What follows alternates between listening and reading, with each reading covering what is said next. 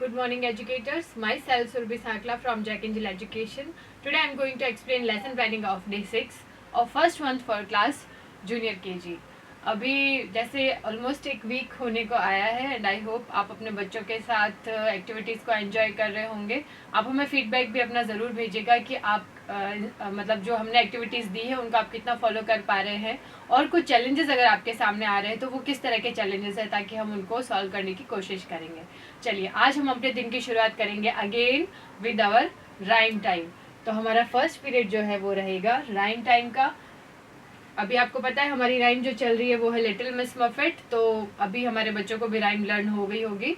तो फिर से आप अगेन विद वॉइस मॉड्यूलेशन के साथ विद प्रॉपर एक्शंस बच्चों से राइम करवाएं, उनसे बोलने के लिए कहें, उनके साथ क्लैपिंग करें और बच्चों को एनकरेज करें बहुत ही ज़्यादा अच्छी तरह से और एंजॉय करते हुए राइम को बोलने का. ठीक है. नेक्स्ट पीरियड रहेगा हमारा नंबर टाइम का. आज के नंबर टाइम में हम रिवीजन कर रहे हैं राइट एंड लेफ्ट के कॉन्सेप्ट का. राइट एंड लेफ्ट का कॉन्सेप्ट भी हमारे बच्चे नर्सरी में करके आए हैं. तो एक बार टॉपिक शुरू करने से पहले आप बच्चों से राइट एंड लेफ्ट कॉन्सेप्ट के बारे में बात कीजिए. आप बच्चों से पूछिए कि क्या उन्हें राइट और लेफ्ट साइड पता है. अगर पता है तो फिर उनके आसपास जो रखे हुए होंगे ऑब्जेक्ट्स तो आप पूछिए कि ये चीज़ कौन सी साइड पड़ी है. तो बच्चे आपको बताएंगे कि राइट साइड है और लेफ्ट साइड है. इसके बाद जब आप टॉपिक को शुरू करेंगे तो उससे पहले एक बार आप बच्चों को इंट्रोडक्शन करवाए राइट और लेफ्ट का. तो इंट्रोडक्शन के लिए आप आगे आएंगे और अपना लेफ्ट हाथ ऊपर उठाते हुए आप बच्चों से बताएंगे कि this is my left hand. Kids raise your left hand up, follow me. तब बच्चे भी अपना लेफ्ट हैंड ऊपर उठाएंगे. Down your left hand, right hand up, down your right hand. Again left hand up, left hand down, right hand up, right hand down. इस तरह से आपको बच्चों को एक बार एक्शन के साथ करके दिखाना है. फिर आप अपने को एजुकेटर को बोले कि वो हर एक बच्चे को ऑब्जर्व करे कि जब आप उनको इंस्ट्रक्शंस दे रहे हैं तो कहीं कोई बच्चे दूसरा हाथ तो नहीं उठा रहे हैं, क्योंकि बच्चे अभी नए भी होते हैं और अभी इतने टाइम बाद भी कॉन्सेप्ट अगर उनका वापस रिवाइज हो रहा है तो कई बार भूल भी जाते हैं. तो इस दौरान हमें ध्यान भी रखना पड़ेगा कि जैसे हम कमांड दे रहे हैं तो बच्चे सही हाथ को ऊपर उठाएं ताकि उनको कोई कन्फ्यूज़न ना हो. उसके बाद हम एग्जाम्पल लेंगे शूज़ का. तो आप सारे बच्चों से बोलेंगे कि उनको अपना पैर आगे लाना है और अपने शूज़ दिखाने हैं. तो everyone show me your left shoes. Where is your left shoes. बच्चों से बोले कि वो फिंगर से पॉइंट करके अपने शूज दिखाएं. Which is your left shoes. तो सारे बच्चे आपको लेफ्ट शूज दिखाएंगे. फिर आप इंस्ट्रक्शंस देंगे अपने बच्चों को राइट शूज दिखाने का. तो आप बच्चों से बोलें कि अपना राइट शूज दिखाएं. This is my right shoes. और फिर से अपने फिंगर पॉइंट करके उनको शूज दिखाना है. This is my right side and this is my right shoes. इस तरह से आपको राइट और लेफ्ट का कॉन्सेप्ट उनको बताना है. फिर आप बच्चों से कैट की भी पोजीशन पूछ सकते हैं. तो इसके लिए आपको उनका पिक्शनरी का पेज नंबर 16 निकलवाना है जिसपे हमने ये तीनों इमेजेस दी हैं. तो आप यहाँ पे बच्चों से फिंगर रख के बताने के लिए बोलें कि कौन सी चीज़ कौन सी साइड है. ठीक है. इसके बाद जो हमारा क्लास एक्टिविटी का पेज नंबर 10 है, पेज नंबर 10 पे आप बच्चों से बोलें कि वो आइडेंटिफाई करें और बताएं कि लेफ्ट साइड में कौन खड़ा है और राइट साइड में कौन खड़ा है. तो इमेजिनरी आप इन दोनों बच्चों को कुछ भी नाम दे सकते हैं कि जैसे ये मोनू है और ये सोनू है. इस तरह से जो भी नाम आपको अच्छे लगे उस समय के लिए आप बच्चों को एग्जाम्पल दें और उनसे पूछें. इसके बाद आपको बच्चों को क्रेयॉन्स देने हैं और आप बच्चों से बोलेंगे कि वो राइट साइड वाली चीज़ों के अंदर कलर करेंगे. जैसे हमने यहाँ पे साइन बोर्ड दे रखा है, हाथ है, हमारा पैर है और यहाँ पे बुक का पेज है. तो इन सब के अंदर जो राइट की तरफ है उनमें बच्चों को कलर करना है. नेक्स्ट जो हमारा पीरियड रहेगा वो है लैंग्वेज टाइम का. आज के लैंग्वेज टाइम में हम रिवीजन करेंगे फॉरवर्ड और बैकवर्ड काउंटिंग का. ये हम पहले इंट्रोडक्शन दे चुके हैं बच्चों को. फॉरवर्ड और बैकवर्ड स्लैंट लाइन के बारे में बताने के लिए आप पिक्शनरी का पेज नंबर 9 निकलवाएं और बच्चों से अगेन फिंगर ट्रेस करते हुए और इनका नाम बोलते हुए हर बार forward slant line, forward slant line, forward slant line. हर बार बच्चे नेम को रिपीट करेंगे और फिंगर ट्रेस करेंगे। इसके बाद आप बैकवर्ड स्लैंट लाइन पे भी इसी तरह से backward slant line, backward slant line, backward slant line ये बोल के रिपीट करें। पेंसिल, चौक या अपने फिंगर, स्केल, जो चीज़ें आपके पास क्लास में इजीली अवेलेबल है उनको लें और फॉरवर्ड और बैकवर्ड दोनों स्लैंट का पोजीशन उनको बनाएं और बच्चों से बताने के लिए कहें कि वो कौन सी स्लैंट लाइन है। इसके बाद आप ब्लैक बोर्ड पर भी दोनों लाइंस ड्रॉ करें और बच्चों से पूछ सकते हैं। और फ्लैश कार्ड्स आप कलेक्ट कर लीजिए।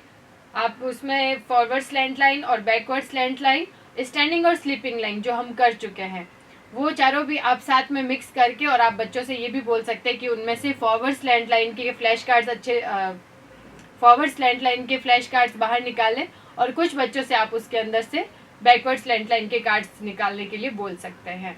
तो इस तरह से जब हमारा लैंग्वेज टाइम कंप्लीट हो जाए तो नेक्स्ट पीरियड रहेगा हमारा प्ले टाइम का। तो आज के प्ले टाइम में हम बच्चों को डांस करवा रहे हैं और डांस करना भी बच्चों को बहुत ज़्यादा पसंद है, इसको भी वो बहुत एंजॉय करेंगे।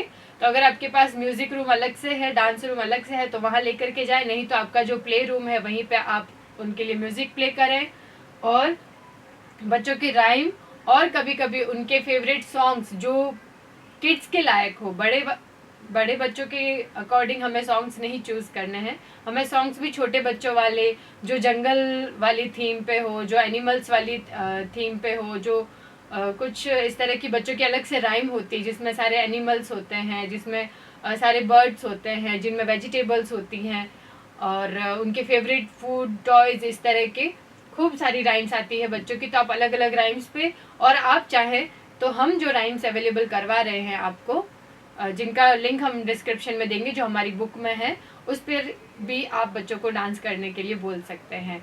और आपको बच्चों के साथ डांस करना है, कुछ नए स्टेप्स उनको सिखाएं, जैसे टैपिंग है, जंपिंग है, क्लैपिंग है, रेज योर हैंड्स एंड इस तरह से कुछ सर्कल में करके, और काफ़ी सारे स्टेप्स आते हैं। तो आप वो बच्चों के साथ डांस करें, उन्हें एंजॉय करवाएं। इसके बाद नेक्स्ट हमारा पीरियड रहेगा आर्ट टाइम का।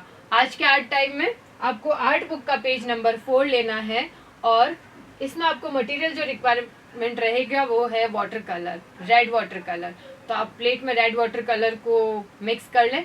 उसके बाद हर एक बच्चे की हथेली को उस प्लेट में इस तरह से डिप करवाएं। जब यह पूरे हाथ पे कलर लग जाए तो आप बच्चों से बोलें कि वो इस तरह से अपने हाथ को प्रिंट करेंगे। ये पोजीशन बच्चे के हाथ की रहनी चाहिए, तभी हम फिश इजीली बना पाएंगे। उसके बाद आप बच्चे की फिंगर या थंब किसी पर भी कलर अगेन डिप करवाएं और हमें फिश के लिप्स बनाने हैं। और गूगली आई जो हम आपको आर्ट मटेरियल में अवेलेबल करवाएंगे तो वो आप पेस्ट करके फिश को कंप्लीट कर सकते हैं। और आप अपने को एजुकेटर को बोलें कि वो बच्चों को हेल्प करें कुछ क्रेयॉन्स से इसमें क्रिएटिविटी करने की। जैसे हम थोड़ा सा उसमें वाटर बना देंगे या फिर वाटर वाले प्लांट्स जो होते हैं थोड़े बहुत 1-2 अगर बना देंगे तो वो इसके अंदर अच्छा लगेगा। इसके बाद नेक्स्ट पीरियड रहेगा हमारा नंबर टाइम का। आज के नंबर टाइम में हम बच्चों को फ्री ड्राइंग करने के लिए देंगे, यानी कि बच्चों को अपनी पसंद के टॉयज़, फ्रूट्स, उनका फेवरेट कलर के अकॉर्डिंग जो भी ऑब्जेक्ट्स होते हैं उनके बारे में आप उनसे पूछें कि उन्हें क्या क्या पसंद है, उन्हें क्या अच्छा लगता है। बच्चों के कुछ फेवरेट कार्टून कैरेक्टर्स भी होते हैं। अभी वो परफेक्ट नहीं बनाएंगे एकदम, लेकिन आप देखेंगे कि बच्चे जब ड्राइंग बनाएंगे अपनी इमेजिनेशन से तो वो आपको बहुत ही प्रीटी लगने वाली है, क्योंकि बच्चों का जो दिमाग होता है वो बहुत ज़्यादा ब्राइट होता है और इतनी ज़्यादा उनमें इमेजिनेशंस होती है कि हम उनको इमेजिन भी नहीं कर सकते। मतलब हम उन चीज़ों को सोच भी नहीं सकते कि बच्चे के दिमाग में क्या क्या चीज़ें चल रही होती है। उन्हें सारा कुछ देख के कैसा लगता है ना कि ये चीज़ भी इस तरह की है, ये बड़ा है, ये छोटा है, इसका कलर ऐसा क्यों है। पता नहीं कितने सवाल और कितनी क्यूरियोसिटी होती है उनके माइंड में चीज़ों को लेकर के। तो एक बार जब आप उनसे बातचीत करेंगे कि बेटा आपको इसमें अपना फेवरेट टॉय, अपना फेवरेट फूड, अपना फेवरेट कार्टून जो आपको अच्छा लगे वो ड्रॉ करना है, तो देखिएगा कि आप हर एक बच्चे की डिफरेंट आर्ट निकल के सामने आएगी। तो आप बच्चों को फ्री छोड़ दें उन्हें एक वाइट शीट देनी है और क्रेयॉन देना है। उसके बाद आप बच्चों को बोले कि वो अपनी पसंद की चीज़ का ड्राइंग बनाए और उसके अंदर कलरिंग करें, ठीक है। इसके बाद नेक्स्ट है हमारा रिफ्लेक्शन टाइम। तो आज का हमारा डे कंप्लीट हो चुका है। अब हम रिफ्लेक्शन टाइम के बारे में बात करेंगे। आप बच्चों से पूछेंगे कि उन्होंने आज सबसे पहले आते ही क्या किया था, राइम टाइम किया था, और राइम टाइम में कौन सी राइम थी, तो एक बार फिर से आप राइम का रिवीजन करवा दीजिए। नंबर टाइम के बारे में बात करेंगे तो आप राइट हैंड और लेफ्ट हैंड को ऊपर करके भी उनसे पूछ लीजिएगा। लैंग्वेज टाइम में फॉरवर्ड और बैकवर्ड स्लैंट लाइन है, तो आप बच्चों से पूछिए कि उनके ऑब्जेक्ट्स कौन कौन से थे, फॉरवर्ड स्लैंट लाइन की पोजीशन क्या होती है, बैकवर्ड स्लैंट लाइन की पोजीशन क्या होती है। और आर्ट टाइम में उन्होंने हैंड प्रिंटिंग की थी, तो उन्होंने कौन सी ड्राइंग बनाई थी, उन्होंने हैंड प्रिंटिंग करके फिश ड्रॉ की थी, है ना।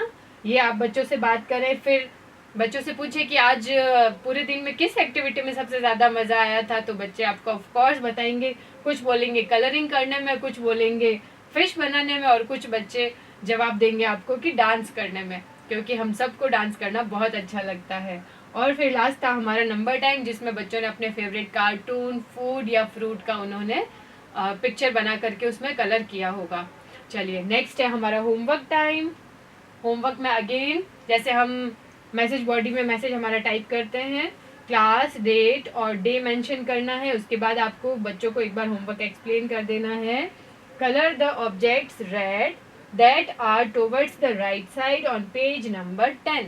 बच्चों की होम एक्टिविटी बुक में पेज नंबर 10 पे जो पिक्चर्स दे रखी है, तो हमें बच्चों को बताना है कि जैसे हमने आज क्लास में राइट साइड वाली पिक्चर्स को कलर किया था, वैसे ही आपको घर पे जाकर के भी राइट साइड वाली पिक्चर्स को कलर करना है। और उसके बाद हमने पेरेंट्स के लिए एक एक्टिविटी दी है, तो वो भी आपको मैसेज में टाइप करके भेजनी है। इसमें पेरेंट्स को ज़मीन पर कुछ सर्कल्स बना करके उसमें काउंटिंग लिखनी है और बच्चों से उस पर जंप करने के लिए कहना है।